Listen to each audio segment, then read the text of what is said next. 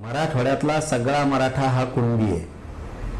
त्यामुळे इथल्या मराठ्यांना हैदराबादच्या गॅजेटच्या आधारे काढलेल्या GR नुसार आरक्षण मिळणार आणि ते देण्याचं काम दिवाळीच्या आत फडणवीस साहेबांनी करावं, विखे साहेबांनी करावं. याच्या पुढे आम्हाला काय माहित नाही. दिवाळीच्या नंतर मग बघू आम्ही काय करायचं. सातारा संस्थांचं गॅजेटियर सुद्धा लागू करून घ्यायचं. पण हे 15 दिवस उरले, आता 15 दिवसात होईल असं वाटतं तुम्हाला काम?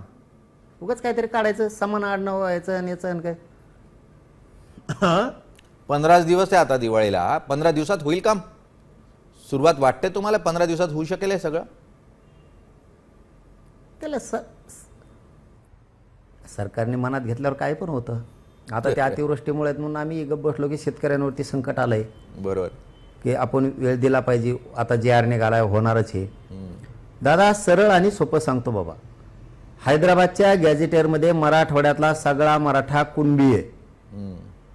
आडनाव एक असो नाही तर नसू, मराठवाड्यातल्या सगळ्या मराठ्यांना कुणबी प्रमाणपत्र द्यायचे. जास्त पांगू नका. हे फडणवीस साहेबांना, शिंदे साहेबांना पण सांगतो आणि विशेष करून विखे साहेबांना सुद्धा सांगतो. मराठवाड्यातला सगळा मराठा कुणबी असं गॅजेट सांगतंय.